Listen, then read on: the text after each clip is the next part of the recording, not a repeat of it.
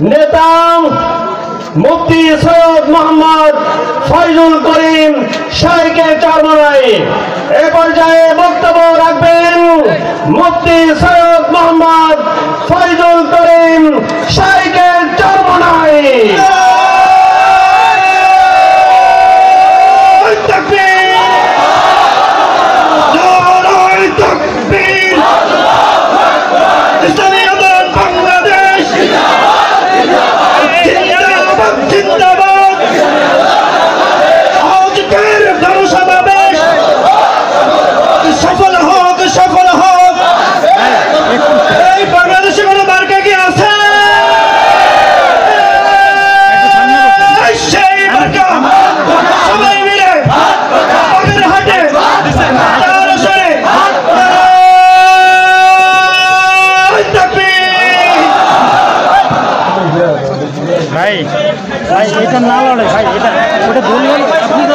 अस्सलामु अलैकुम व रहमतुल्लाहि व बरकातुहू।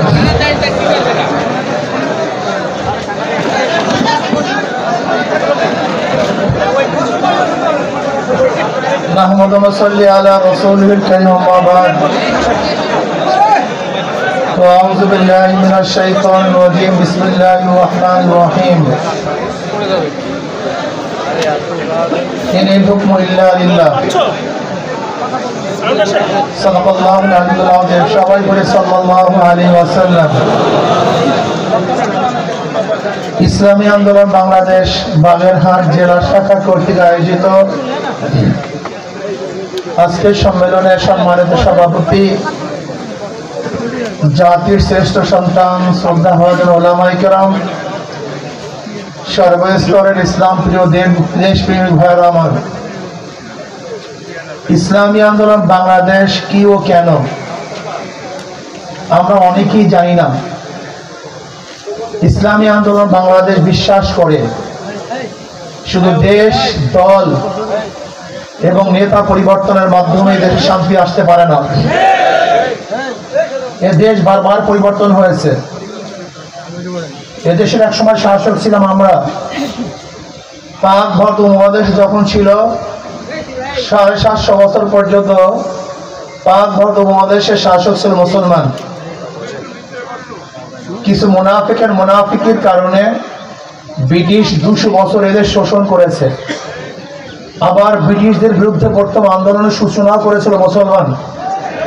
আপনারা অনেকেই জানেন না, 1803 ঈসাই সালে যখন দিল্লি দখল করে জাফরের থেকে, সেই সময়তেই শাহ ওলিউল্লাহ মুহাদ্দিস দেহলভী রহমতুল্লাহ আলাইহি বড় সন্তান শাহ আব্দুল আজিজ সাহেব রহমতুল্লাহ আলাইহি ঘোষণা দিয়েছিলেন, আজকের থেকে পাক ভারত উপমহাদেশ দারুল ইসলাম না দারুল হরব।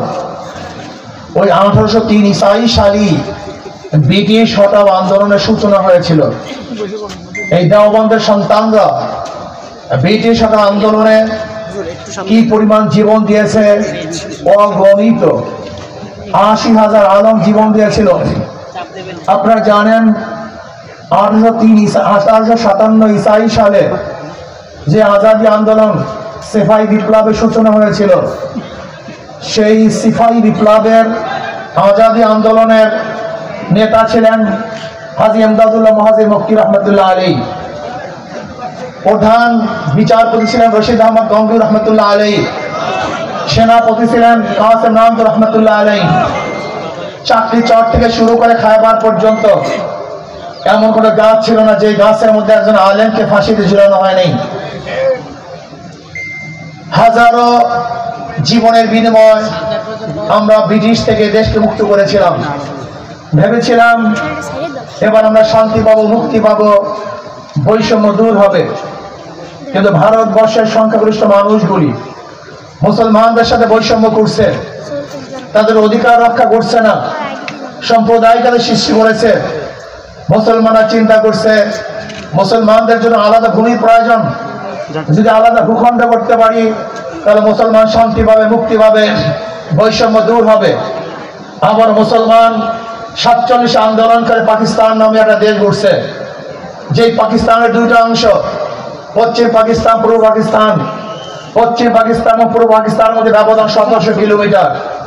1700 কিলোমিটার দূরত্বে দুইটা দেশ একই নামে ভারত থেকে আলাদা হওয়ার পিছনে কারণটা কি ছিল? এইটাই আমার মূল কথা। পশ্চিম পাকিস্তান পূর্ব পাকিস্তানের মধ্যে ব্যবধান কত কিলোমিটার?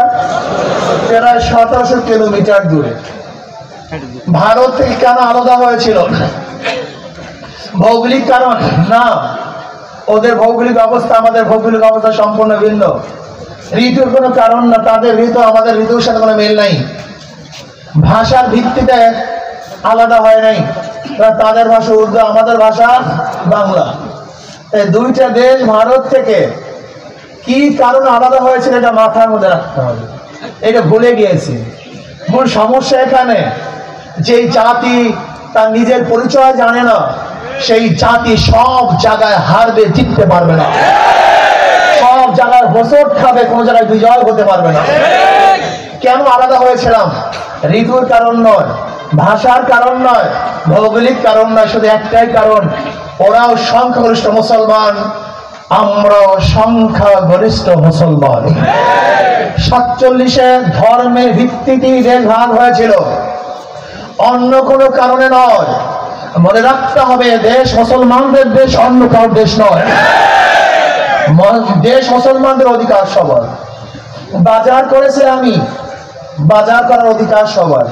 প্রতিষ্ঠান করেছে আমি, প্রতিষ্ঠানে পড়ার অধিকার সবার। রাস্তা করেছে আমি, হাজার অধিকার সবার। দেশ মুসলমানদের বসবাস করার অধিকার সবার। স্বীকার করতে হবে দেশ মুসলমানদের, অন্য কারণ না। অধিকার সবার, সেটা ভিন্ন কথা। এই পুকুর কেটেছে আমি, গোসল করার অধিকার সবার। মনে রাখতে হবে দেশ মুসলমানদের। যদি মুসলমানদের দেশ সেইটা ভুলে যান, সেখানে হাজারো সমস্যার সৃষ্টি হবে। সেখানে আসবে সেকুলার, সেখানে আসবে ডেমোক্রেসি, সেখানে আসবে সোশ্যালিজম, সেখানে আসবে কমিউনিজম, সেখানে হাজারো হাজারো মত নীতি আদর্শ আসবে। কিন্তু আপনার আমার মাথা যতক্ষণ থাকবে এদের মুসলমানদের, তখন অন্য কোন নীতি আদর্শ এখানে স্থানই পাবে না। ভেবেছিলাম মুসলমানদের জন্য আলাদা ভূখণ্ড হলে বৈষম্য দূর হবে, মানুষ শান্তি পাবে, মুক্তি পাবে। কিন্তু না, আমরা কি দেখলাম? পশ্চিম পাকিস্তানের মানুষগুলি পূর্ব পাকিস্তানের মানুষের সাথে বৈষম্য করছে, বৈষম্য রক্ষা করছে না, তারা বৈষম্য করছে। আমরা আবার আন্দোলন করলাম 71-এ। আমাদের স্লোগান কি ছিল? সাম্য, মানবিক মর্যাদা, সামাজিক ন্যায় বিচার। আপনি কি জানেন 71-এর স্লোগান কি ছিল? 80% মানুষ জানে না, 92% মুসলমান মানুষ জানে না। সেখানে সম্প্রদায়কে কোনো কথাই ছিল না। 71-এর স্বাধীনতার পিছনে 3টা স্লোগান ছিল: সাম্য, মানবিক মর্যাদা, সামাজিক ন্যায় বিচার। আমরা সবাই সমান, এদেশের যারা নাগরিক সবার অধিকার সমান। জেলে, কামার, মজদুর, ঋষি, তাঁতি, পুরুষ, মহিলা, মুসলমান, হিন্দু, বৌদ্ধ, খ্রিস্টান, যারা এই দেশের নাগরিক হবে প্রত্যেকের অধিকার সমান। চিকিৎসার অধিকার বলেন, চিকিৎসার অধিকার সমান, বাসস্থানের অধিকার, বস্ত্রের অধিকার, খাদ্যের অধিকার, সব সাম্যতা চাই। সব জায়গায় সাম্যতা চাই। চাকরির মধ্যে সাম্যতা চাই, হাঁটার মধ্যে সাম্যতা চাই, চলার মধ্যে সাম্যতা চাই, খাদ্যের মধ্যে সাম্যতা চাই, বস্ত্রের মধ্যে সাম্যতা চাই, চিকিৎসার মধ্যে সাম্যতা চাই। আমরা সাম্যতা চাই। কিন্তু আমরা কি দেখেছি? তারা সাম্যতা রক্ষা করছে না। আজকে আশরাফুল মাখলুকাতের মর্যাদা নেই, একজন মানবিক মর্যাদা। আশরাফুল মাখলুকাত, চাই সে ন্যাংরা হোক, লুলা হোক, বোবা হোক, কানা হোক, কোড়া হোক, ঋষি হোক, কামার হোক, মজদুর হোক, চাষি হোক, সে আশরাফুল মাখলুকাত। তাকে শ্রদ্ধা করতে হবে, তাকে সম্মান দিতে হবে, তাকে মহব্বত করতে হবে, ভালোবাসতে হবে। কিন্তু আমরা কি দেখেছি? আজকে আমাদের মাথার ঘাম পায় ফেলানো টাকা দিয়ে যে অফিসারদেরকে পালতেছি, যে চাকুরিজীবীদেরকে পালতেছি, সেখানে বাংলাদেশের নাগরিকরা ঢুকলে অফিসের মধ্যে মনে হয় যেন কুকুর ঢুকেছে, কুকুরের শ্রদ্ধা সম্মান আছে, আশরাফুল শ্রদ্ধা সম্মান নাই। আপনারা কি জানেন আপনারা কারা? আপনারা কারা জানেন? আপনাদের পরিচয় জানেন? আপনারা সবাই মালিক। চাকুরিজীবী, চাকুরিজীবী অর্থ কি? চাকরগিরি করে যে জীবিকা নির্বাহ করে তারা বলা হয় চাকরিজীবী, আইনজীবী। যে আইন ব্যবসা করে জীবিকা নির্বাহ করে আইনজীবী। চাকুরিজীবী যে চাকরগিরি করে জীবিকা নির্বাহ করে তাকে কি বলা হয়? চাকরিজীবী। তারা তো চাকুরি করে। কার চাকুরি করে? এই বাংলাদেশের নাগরিকের। আপনারা দেন, তারা নেন। আপনারা মালিক, তারা আমাদের চাকর। অথচ আশরাফুল মাখলুকাত এই বাংলাদেশের জনগণের কোনো মূল্য নাই, ইজ্জত নাই, সম্মান নাই। যেখানে প্রত্যেকেই লেখা থাকে জনগণের খেদমত করব, সেখানে কেউ খেদমত করতে পারে না, খেদমত করতে চায় না, বরং জনগণ তাদেরকে খেদমত করে। তারা বাদশাহ হয়ে গেছে না। আমরা চাই এই মানব শক্তির মর্যাদা দিতে হবে। এটা সম্মানিত ইজ্জত হলো যেই হোক না কেন, সে ঋষি হোক, কামার হোক, মজদুর হোক, চাষি হোক, চামার হোক, শ্রমিক হোক, আশরাফুল মাখলুকাতকে শ্রদ্ধা করতে চাই, সম্মান করতে চাই, ইজ্জত দিতে চাই। বিশ্বাস করেন, আমার মনে চায় বাংলাদেশের প্রত্যেক নাগরিক যখন সম্মানিত হবে, ইজ্জত করা হবে, তখনই আমাদের আন্দোলন সাকসেস হবে, আমাদের আন্দোলন কামিয়াব হবে। মানবিক মর্যাদা, সামাজিক ন্যায় বিচার, আমরা ন্যায় বিচার প্রতিষ্ঠা করতে চাই। আজকে ন্যায় বিচারের অবস্থাটা কি? যদি দল করেন, হাজারো খুন করবেন, মুক্ত আকাশে ঘুরবেন। আর দল করবেন না, হাজার ভালো থাকলেও জেলের মধ্যে আবদ্ধ হবেন, আয়না হলে থাকবেন, ফাঁসির নিচে ঝুলবেন। এর নাম সামাজিক ন্যায় বিচার না। আমাদের সুপ্রিম কোর্টের সিনিয়র আইনজীবী আছেন আতিয়ার রহমান সাহেব, আপনারা ওনাকে চিনেন না অনেকেই। উনি ঢাকা ইউনিভার্সিটির আইন বিভাগে ফার্স্ট হয়েছিলেন।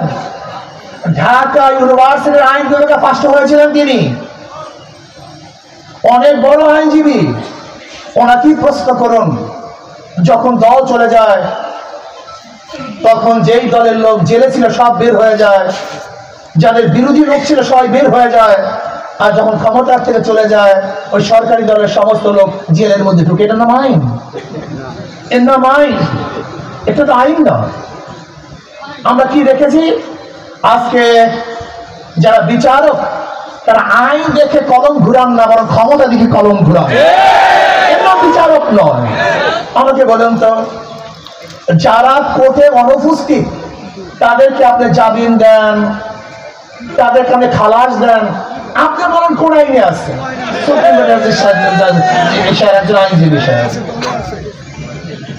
আমার সাংবাদিক বন্ধুরা, যদি কারোর বিরুদ্ধে সাজা হয়ে যায় তাহলে সেই ব্যক্তি উপস্থিত হওয়ার আগে সাজা মৌকুফ হয় কিভাবে? আমাকে দেখান ছিল। কিন্তু আমরা কি দেখছি, সরকার পরিবর্তন হওয়ার সাথে সাথে যারা অনুপস্থিত তাদের খালাস। আজীব এক দেশ। আমরা কি দেখেছি, সরকার পরিবর্তন হওয়ার সাথে সাথে সুপ্রিম কোর্টের চিফ জাস্টিস খালাস হয়ে গেছে, সেও নাই, সেও নাই। আমরা কি দেখেছি, সরকার পরিবর্তন, আইজি তিনি পরিবর্তন, সরকার পরিবর্তন, সিআইডি প্রধান পরিবর্তন, ডিজিএফ প্রধান তিনি পরিবর্তন। আমরা কি দেখেছি, সরকার যাওয়ার সাথে সাথে বাইতুল মোকাররমে ইমাম সাহেবও নেই। আপনি বুঝতে পেরেছেন দেশ প্রশাসনের অবস্থাটা কি, কোন জায়গায় বুঝছে? যারা ক্ষমতা আসবে চিন্তা করতেছে, মনে মনে কলা খাচ্ছে যে ক্ষমতায় যাব। আমি আপনাদেরকে বলতে চাই, ক্ষমতায় যাওয়ার আগে যে কারবার করেছেন, ক্ষমতায় যাওয়ার পরে কি করবেন আল্লাহ ভাগি বলে। এখনো ক্ষমতায় যেতে পারেন নাই, যাবেন ভাবছেন, এর মধ্যে সব দখল করে ফেলছেন। আইনজীবীদের হাতের মধ্যে নিজেদের লাগাম লাগিয়ে দিয়েছেন। আইনজীবীরা এখন নিজেদের অনুযায়ী, আইন অনুযায়ী কথা বলতে পারে না, বিচারকরা নিজের অনুযায়ী রায় প্রদান করতে পারে না। যদি ক্ষমতায় যান তখন কি করবেন আল্লাহ বাকি ভালো জানেন। জানি না তুমি কি করো, সব জায়গায় চাঁদাবাজি, মাস্তানি, গুন্ডামি, বদমাশি, দখলদারি, খুন খারাপি। ক্ষমতায় যাওয়ার আগে স্বামীকে বেঁধে রেখে স্ত্রীকে হত্যা করা হয়, স্ত্রীকে ধর্ষণ করা হয়েছে। ক্ষমতায় যাওয়ার আগের অবস্থাটা কি বগুড়ায় দেখেছেন, এক বিএনপির লোক মেয়েকে বিবাহ করার প্রস্তাব দিয়েছে, কিন্তু বাবা রাজি নন, সেই মেয়ের সামনে বাবাকে হত্যা করা হয়েছে। তজুমুদ্দিনে দেখেছেন, ভোলা তজুমুদ্দিনে চাঁদা চাওয়ার পরে চাঁদা না দেওয়ার কারণে স্বামীকে বেঁধে রেখে দলবদ্ধ ভাবে স্ত্রীকে ধর্ষণ করেছে। আরো ভোট দেন, দল করেন, জামনের করা করেন। আপনারা দেখেছেন ঢাকায় নিজেদের দলের লোককে চাঁদা না দেওয়ার কারণে পাথর দিয়ে হত্যা করা হয়েছে। আপনারা কি দেখেছেন? বস্তুনিষ্ঠ সংবাদ পরিবেশন করার কারণে এই সাংবাদিকদেরকে গাজীপুরে মাথা ইট দিয়ে থেতলিয়ে দেওয়া হয়েছে। কয়েকদিন আগে দেখেছেন বিভিন্ন জায়গায় সাংবাদিক আচার করা হয়েছে। সত্য কথা কেন বলো? আমি চুরি করব, চাঁদাবাজি করব, বলবা কেন? আমরা যখন চাঁদাবাজির বিরুদ্ধে কথা বলা শুরু করেছি তখন আমাদের স্লোগান উঠছে, নেশা খায়, মিথ্যা কয়, পীর সাহেব চর্ম নেই। কোথায় নেশা খেলাম?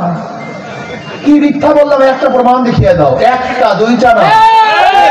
চর্মনায় পীর সাহেব স্টেজে বসে মিথ্যা কথা বলছে, একটা প্রমাণ দেখিয়ে দাও।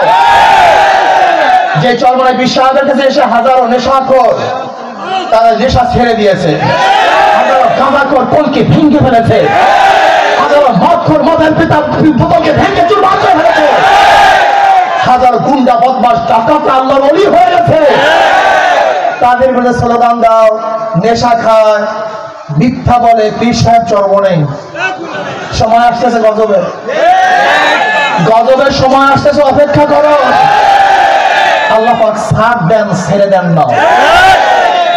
আশ্চর্য বিষয়, আজকে বিএনপির অবস্থা বক্তৃতা দেখলে আমরা নাকি চরের দল, আমরা নাকি ভণ্ড। পীর সাহেব চর্মনার মাধ্যমে হাজারো ভণ্ড লোক হেদায়েত পেয়েছে। আশা করি ইনশাআল্লাহ এই কাফেলার মাধ্যমে তোমাদেরকে হেদায়েত করা হবে ইনশাআল্লাহ।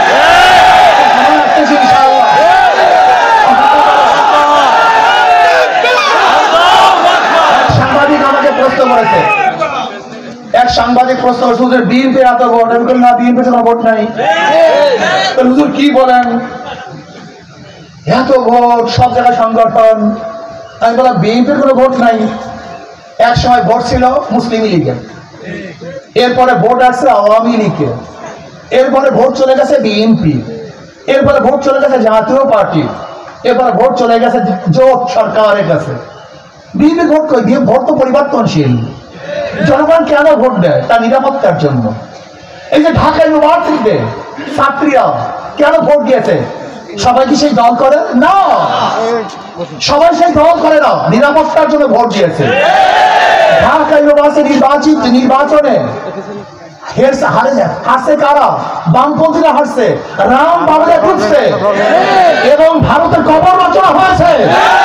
এটা অন্য কিছু বিজয় নয়, এটা রাম বাবুদের বিরুদ্ধের বিজয়, এটা ভারতের কবরের বিজয়। মনে রাখতে হবে এদেশের মানুষ, জনগণ কেন ভোট দেয়? নিজের জান মাল ইজ্জতের রক্ষার জন্য।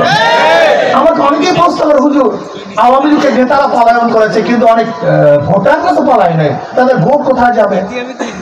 আমি বললাম, যাদের কাছে তাদের জান মালের নিরাপত্তা আছে তারা তাবলীগকে ভোট দিবে। ওরা জানে কার কাছে জান মালের নিরাপত্তা।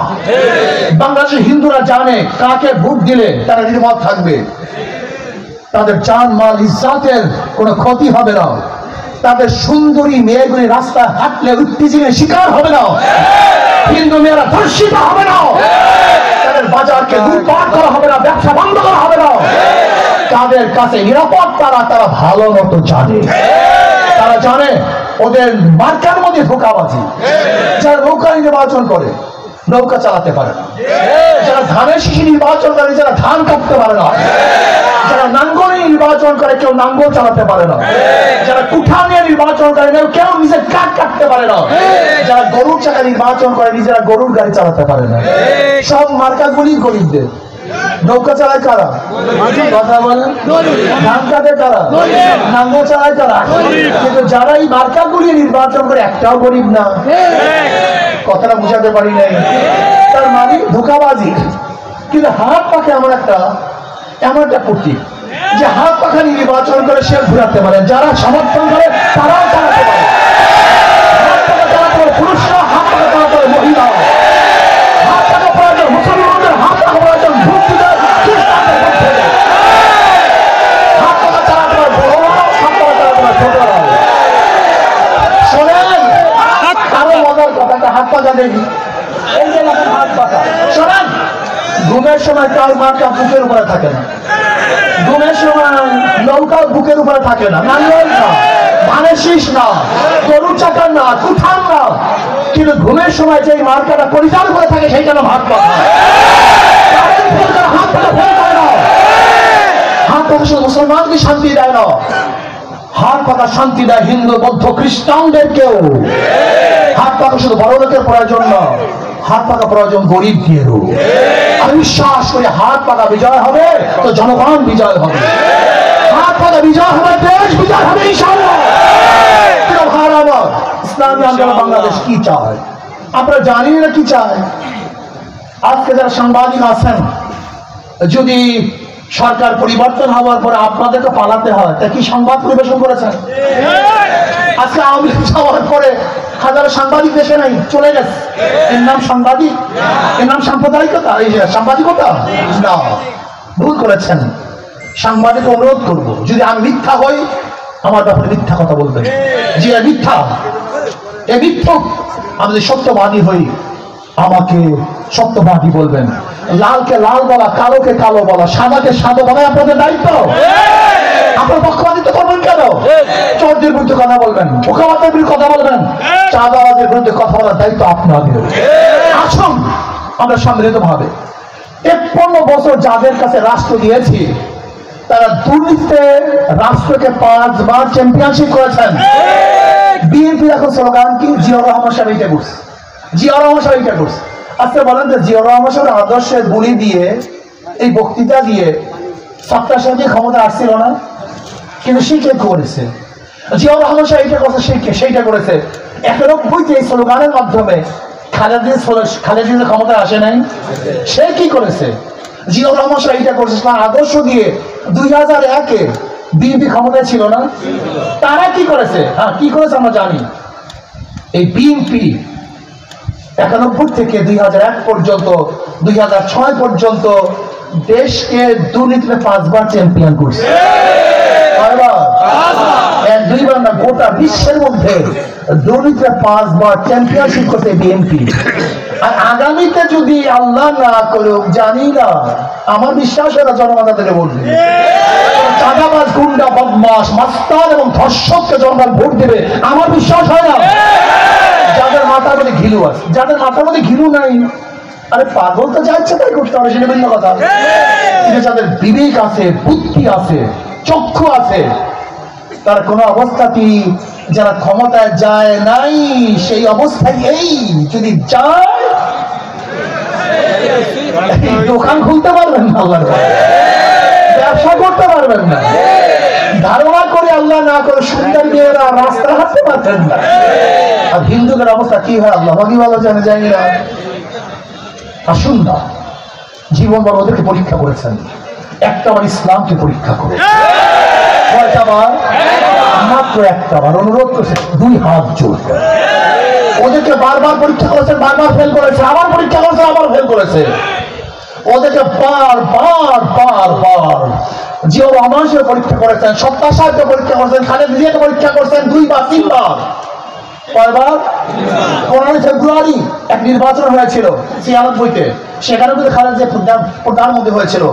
খালেদা জিয়া একটা টাইম 3 বার প্রধানমন্ত্রী ছিলেন, 91 থেকে 96, 15 ফেব্রুয়ারি নির্বাচনেও এককভাবে নির্বাচন করে মাত্র 16 দিনের জন্য প্রধানমন্ত্রী ছিলেন। তা আপনারা জানেন না? মহিলা গেছেন সব বাঙালি গোষ্ঠীর ভোলার স্মৃতি শক্তি 40 দিন।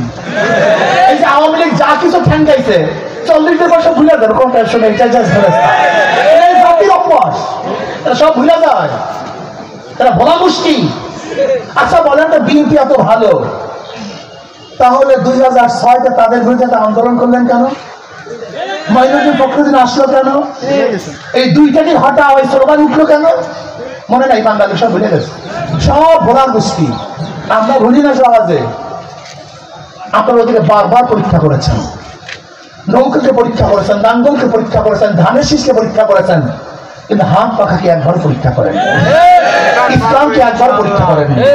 আমি অনুরোধ করবো একটা বারের জন্য ইসলামকে পরীক্ষা করেন, হাত পাখাকে পরীক্ষা করবো। যদি ফেল করি দ্বিতীয়বার পরীক্ষা হলেই বুঝবো না, পরীক্ষা দিতে আসবোই না ইনশাআল্লাহ। ইসলাম কোনদিন ফেল করা পার্টি না, ইসলাম আগেও ফেল করে নাই, এখনো ফেল করবে না, ভবিষ্যৎ ইসলাম ফেল করবে না ইনশাআল্লাহ। আগামীতে একটা বারের জন্য ইসলামকে ক্ষমতায় নেওয়ার জন্য সবাই চেষ্টা করবেন তো ইনশাআল্লাহ?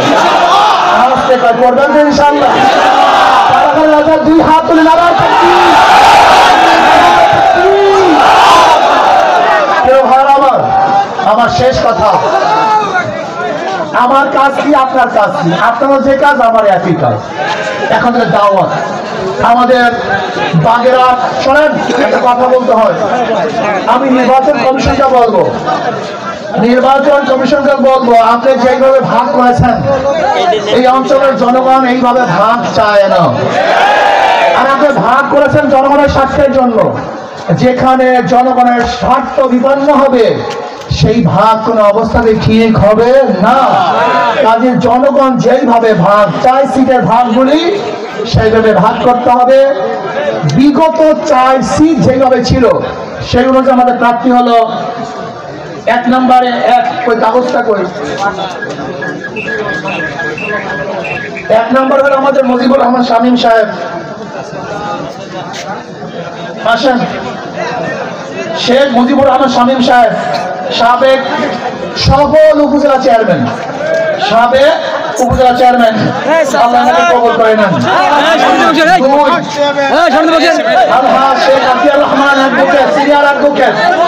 উনি অনেক জায়গার সভাপতি ছিলেন, অনেক উপর দায়িত্ব পালন করেছেন। চেহারা না যেন মনে হয় যেন ডাইরেক্ট ফেরেশতার মতো, বলে ঠিক না? কি ভাবছেন এই সমস্ত লোকগুলি যদি সংসদে যায়, সেই সংসদটা একদিন ফেরেশতা তুল্য সংসদ হবে, জান্নাতের মালিক হবে ইনশাআল্লাহ। সংসদ হবে, টাকা ধর্ষণমুক্ত সংসদ হবে এবং দেশের কল্যাণমূলক সংসদ হবে। আমাদের জানেন আমাদের বাগেরহাট 3 থেকে অধ্যক্ষ শেখ জিল্লুর রহমান বহু বড় শিক্ষিত, ইনশাআল্লাহ উনি নির্বাচন করবেন। আর বাগেরহাট 4 থেকে আমাদের জনপ্রিয় বক্তা, সবাই তাকে চিনেন, হযরত মাওলানা ওমর ফারুক নূরী সাহেব, আল্লাহ সবাইকে কবুল করে নেন। আর আমরা চেষ্টা করতেছি এখন সংসদীয় আসনগুলি আগের মতোই করার জন্য। এরপর আমি বলবো যারা যাদের দায়িত্ব দেওয়া আছে সমস্ত দায়িত্বশীল আপনাদের স্ব এরিয়ার মধ্যে আপনারা কাজ করবেন, সর্বোচ্চ কাজ করবেন। আর যদি ইনশাআল্লাহ আগামীতে সমৃদ্ধ ইসলামী জোটগুলি ঐক্যবদ্ধ ভাবে যে একটা বাক্স দিতে পারি, তাহলে শিয়ারা এই দেশ থেকে পালাতে বাধ্য হবে। সবাইকে কবুল করে নেন। اللهم آمين. ربنا ظلمنا أنفسنا وإن لم تغفر لنا وترحمنا لنكونن من الخاسرين. আল্লাহ আপনার জমিনে আপনার হুকুমত ইসলাম হুকুমত কায়েম করলেন।